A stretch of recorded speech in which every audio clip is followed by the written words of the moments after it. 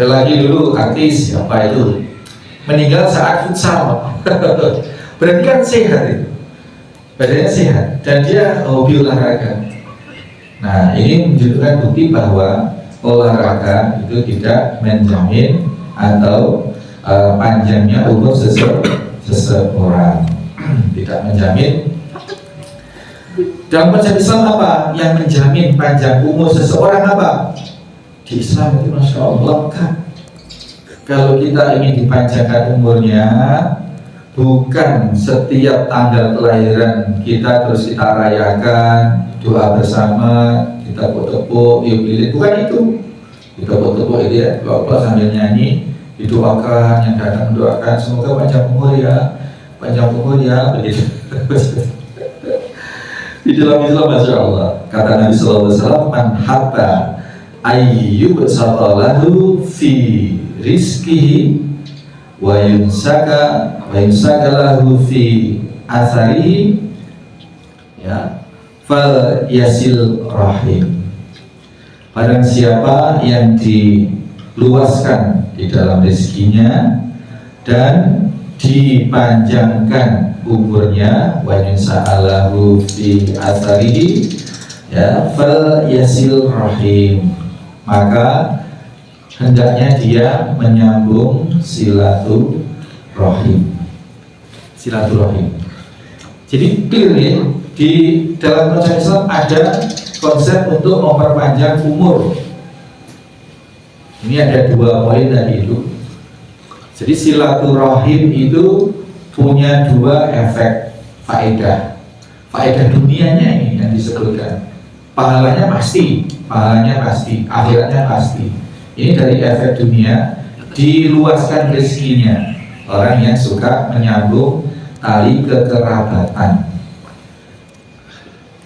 diluaskan rezekinya, kemudian juga dipanjangkan umurnya. Ini sudah. Jadi olahraga penting, ya. Tetapi kalau tujuannya agar sehat, agar panjang yuswa, itu ya tidak nyambung. Yang clear adalah kalau memang ingin panjang yuswa, panjang usia, panjang umur, diberi kesempatan hidup lama, tutup ngomong anak putu, itu falsafahnya unen orang Jawa itu, tutup ngomong anak putu, ya, faliyasil rahim, faliyasil rahim, menyambung tali silaturahim. Ini yang hobi nyambung, yang hobi tilik dulur, begitu. Dulur-dulur yang sekiranya sudah tidak begitu nyambung, dicari. Rohim ya, rohim beda dengan rohmi. Kalau silaturahmi itu menyambung, dan ini tidak masuk dalam konsep ini silaturahmi. Kalau yang masuk dalam konsep panjang umur dan luas rezeki itu adalah faliyasil rahimah. Faliyasil rahimah itu menyambung tali kekerabatan. Rohim itu adalah yang ada tali kekerabatan, keturunan. Di keluarga mertua saya itu ada bani Katir, ada bani Kaniman, ada bani itu dari kerabat. Nah sekarang ini lebih gampang, ada grupnya. Nah sekarang baru komunikasi lewat grup WhatsApp misalkan. Itu keturunan itu yang kemudian berupaya disambung. Kalau mampunya masih baru menyapa lewat WhatsApp, ya itu permulaan, tapi esensinya adalah disambung, dikunjungi, kemudian menjalin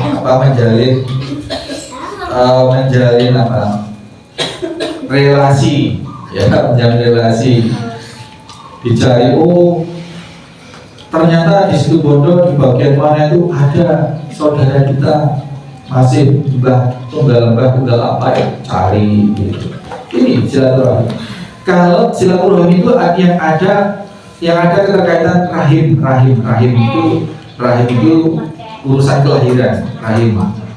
Yang masih ada dari mbahnya punya kakak, buyut punya kakak punya adik, lah adiknya buyut kita itu punya anak, yaitu juga masih kerabat. Nah, seperti itulah. Itu yang dimaksud rohim itu seperti itu, yang ada hubungan kekerabatan. Kalau yang tidak ada hubungan kekerabatan, misalkan pertemanan, teman, ketemu di mana teman, jadi seperti saudara, itu ya namanya silaturahmi. Rahman itu kasih sayang Allah kepada semua makhluk di dunia. Kalau rahim itu sudah menyangkut ke akhiratan. Nah, kalau silaturahmi itu adalah kasih sayang kita semua kepada seluruh pertemanan kita, baik yang ada sambungan kerabat maupun tidak. Kita di Situbondo, masya Allah, kenal Kum Rebu, Haji Rebu, kenal Kum Haji Dai, kenal siapa-siapa, Situbondo kenal siapa-siapa. Itu kita sambung dalam arti apa? Sambung pertemanan. Tetapi tidak masuk dalam konsep rohim tadi, kecuali memang ada keterkaitan keluarga, kecuali. Nah, ini yang masuk di dalam konsep memperluas rezeki dan memperpanjang umur itu adalah yasil rahim. Paham ya sekalian, hadirin hadirat, mana silaturahmi, mana silaturahim. Ini makanya dalam Islam sedemikian di. Yang terakhir yang kita bahas kali ini adalah bahwasanya kok bisa ya? Katanya umur manusia, umur jodoh rezeki itu sudah ditetapkan dalam Lauh Mahfuz. Kok di sini masih ada perubahan-perubahan? Kalau menyambung silaturahim, umurnya dibikin panjang. Kalau tidak silaturahim, ya apa adanya seperti itu. Ini kadang-kadang pertanyaan yang kalau tidak paham ya sulit untuk dijawab. Jadi takdir itu ada takdir mingguan, ada takdir bulanan, ada takdir tahunan, ada takdir 10 tahunan. Tetapi semuanya itu sudah tertulis lengkap di sisi Allah Subhanahu wa Ta'ala. Kenapa ada yang nggak itu? Tidak boleh. Malaikat yang ada di hadapan malaikat itu adalah takdir-takdir yang tidak malaikat ketahui sepenuhnya. Yang catatan buku induk itu di Lauh Mahfuz itu ya hanya Allah yang tahu, dan Allah Maha tahu bahwa si fulan suatu saat akan menyambung silaturahim, maka dia akan menepati takdir umur yang ini. Jadi yang di hadapan malaikat itu adalah takdir-takdir dekadean, bukan takdir yang keseluruhan, dan takdir tahunan. Si fulan ini nanti kalau dia menyambung silaturahim maka dia masuk ke umur yang ini. Tapi kalau tidak, dia masuk umur yang ini. Ini sebatas pengetahuan catatan yang ada di malaikat. Tetapi Allah sudah tahu dan sudah punya catatan sendiri bahwa kelak si fulan itu tidak menyambung silaturahim sehingga umurnya sekian dan dia tidak menyambung silaturahim. Terus ada lagi si fulan yang umurnya sampai sekian, karena dia nanti perilaku di dunia dia menyambung silaturahim. Itu sudah Allah ketahui, sudah Allah paham sebelumnya, sehingga sesungguhnya takdir umur itu sudah bertetapan di sisi Allah Subhanahu wa Ta'ala. Dan Allah Maha tahu seorang yang umurnya panjang dengan perilaku dia mempersambung silaturahim. Itu. Nah, ini hadis yang diriwayatkan oleh Imam At-Tirmidzi. Dan wakala beliau Imam At-Tirmidzi mengatakan bahwa hadis ini hasan. Hasan itu sahih, di bawah sahih, hasan. Demikian, ada sesuatu? panjang umur terakhir ya. Panjang umur ada beberapa penafsiran para ulama. Ada yang menyatakan bahwa itu tidak berarti umurnya berapa, tetapi berkah umurnya. Bisa jadi dia hidupnya hanya 20 tahun di dunia, tetapi Masya Allah banyak sekali amal soleh yang dilakukan, yang produktif secara dunia akhirat, secara ukhrawinya. Umurnya baru 9 tahun, tapi Masya Allah dia sudah hafal Al-Quran. Wah, ini berarti barokah umurnya. Umurnya baru 15 tahun meninggal, tetapi dia sudah menciptakan satu gerakan TPA di kampungnya misalnya. So, ada yang menyatakan itu keberkahan umur, tapi ada yang menyatakan juga bahwa ya memang betul-betul panjang umurnya, ya hidupnya panjang begitu. Itu silaturahim. Itu ya Bapak sekalian. Ada sesuatu? Anak-anak coba ada sesuatu? Hanya umur? Ya. Tapi ini berkaitan dengan sholat. Yo. Apa hukumnya ketika orang sholat di masjid, tapi di depan masjid itu ada kuburan atau makam? Ya, ada kuburan, makam. Baik. Bahwa kita tidak boleh sholat di kuburan, tidak boleh baca Al-Quran di kuburan. Maka kalau masjid itu terbuka, kita menghadap ke kuburan, ya tidak boleh. Tapi yang terjadi masjid-masjid itu kan ada dindingnya. Berarti kita tidak sholat di depan kuburan, tapi sudah ditutup oleh dinding. Itu tidak apa-apa. Tetapi kalau kita masuk komplek kuburan terus kita sholat di depan menghadapi kuburan, itu yang tidak boleh. Itu ya. Nah, dinding itu jangankan sampai dinding nutup begitu. Itu dinding itu misalkan hanya sebatas tinggi namanya sutroh, itu boleh sudah. Sutroh. Maka sutroh itu diperlukan. Sutroh itu tidak harus berupa apa, yang penting yang menghalangi antara kita dengan objek di luar sholat. Misalkan kayak inilah, kita sering kita kalau sholat depannya kita kasih apa seperti agar apa? Ini membatas bahwa tempat sholat kita itu di situ.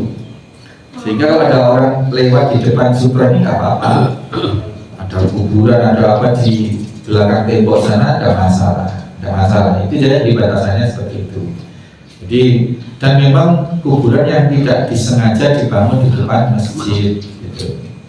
Karena ada kadang masjid itu karena itu dulu yang wakaf tanah atau dulu yang merintis masjid itu, maka meninggal terus dimakamkan di depan imaman sholat. Saya kasih penekanan Pak, itu kalaupun di depan masjid yang masjidnya tertutup nggak masalah. Tetapi bahwa anggapan kalau mati dimakamkan di depan imaman masjid itu akan mendapatkan keutamaan karena sering mendengar orang ngaji, itu tidak ada kaitannya. Bahkan kalau pemakaman itu berada nyolowedi sendirian seperti itu, atau hanya makam sekeluarga seperti itu, ini kemungkinannya mendapatkan doa dari orang banyak sangat kecil. Karena yang akan masuk ke pekuburan itu hanya keluarganya sendiri. Tapi kalau di pekuburan umum, di Baki atau di kuburan manapun, setiap orang yang datang meskipun tidak dikenal, di situ ada kuburan orang 1000 keluarga, misalnya ada 100 keluarga. Orang yang ziarah yang datang, dan dia setiap datang mengucapkan assalamualaikum ya ahli dia. Masya Allah. Pagi ada yang datang, nanti jam 9 ada yang datang mengucapkan itu, dapat lagi assalamualaikum. Di situ seluruh yang dimakamkan di situ mendapatkan doa salam, doa keselamatan. Itu loh. Ini keuntungan kalau dimakamkan. Makanya dalam konsep Islam itu pemakaman itu ya di umum gitu loh. Tidak ada makam keluarga, makam pribadi, tidak ada. Karena itu tadi semakin pekuburan itu yang menempati area pemakam semakin banyak, maka potensi yang dikubur di situ semuanya itu mendapatkan doa juga semakin sering. Bayangkan Pak, kalau kita dimakan keluarga, yang ke situ hanya keluarganya tok, setahun sekali itu pun juga belum tentu juga. Dan kalaupun datang setahun sekali, ya juga tidak assalamualaikum ya ahadiyah, mungkin malah ngaji yasin di sana di kuburan gitu.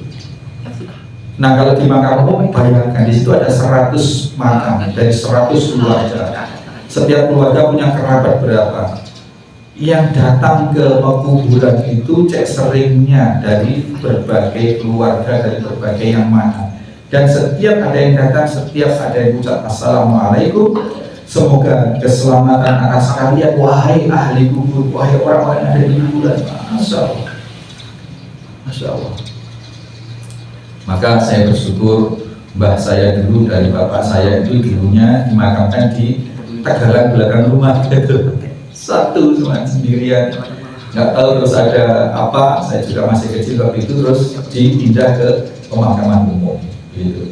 Saya nggak tahu motifnya kok dipindah kenapa.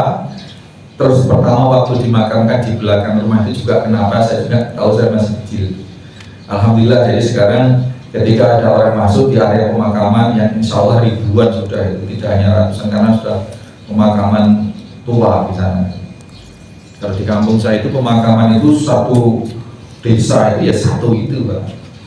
Di kalangan di daerah sana itu seperti itu. Kalau di sini kan enggak, di sini sana kuburan tinggal aja di depan belakang dapur kuburan kan, di sini seperti itu. Nah itu di antara syariat Islam adalah kuburan itu adalah dilokalisir pemakaman umum sehingga memungkinkan yang dimakamkan itu sering mendapat doa. Itu ya. Jadi tidak benar kalau di depan masjid kemudian setiap dengar orang ngaji terus dapat pahala, dapat enggak, itu enggak ada hubungannya. Justru dari tinjauan ini tadi rugi kalau kita memakamkan di depan masjid. Saya di kampung itu pernah memprakarsai bangun masjid dan sudah jadi sekarang. Itu ada yang kasak kusuk begitu. Besok hari kalau tinggal di makanan lama mau dimakamkan di depan masjid ya enggak lah, jangan. Ya itu tadi keberkahannya, faedahnya kalau dimakamkan ijen seperti itu ya sangat-sangat tidak bagus. Kita bisa memohon kepada Allah SWT, Allahumma ja'alni man tola umri wa hasuna amali. Ya Allah, berilah aku panjang umur dan kebagusan amal. Ini bisa menjadi salah satu doa pilihan kita, panjang umur dan kebaikan amal. Jadi panjang umur itu kalau kita sehat, kita perbuatan kita baik, maka akan mendatangkan keberkahan bagi banyak orang. Tapi kalau hanya panjang umur saja tapi tidak kunjung berbuat baik, apalagi sakit-sakitan, menyiksa banyak orang. Mudah-mudahan kita terhindar dari yang buruk-buruk sampai akhir hayat kita, dunia akhirat kita, dan mohon pada Allah Subhanahu wa bihamdika asyhadu an la ilaha illa anta astaghfiruka wa atubu ilaik. Assalamualaikum warahmatullahi wabarakatuh.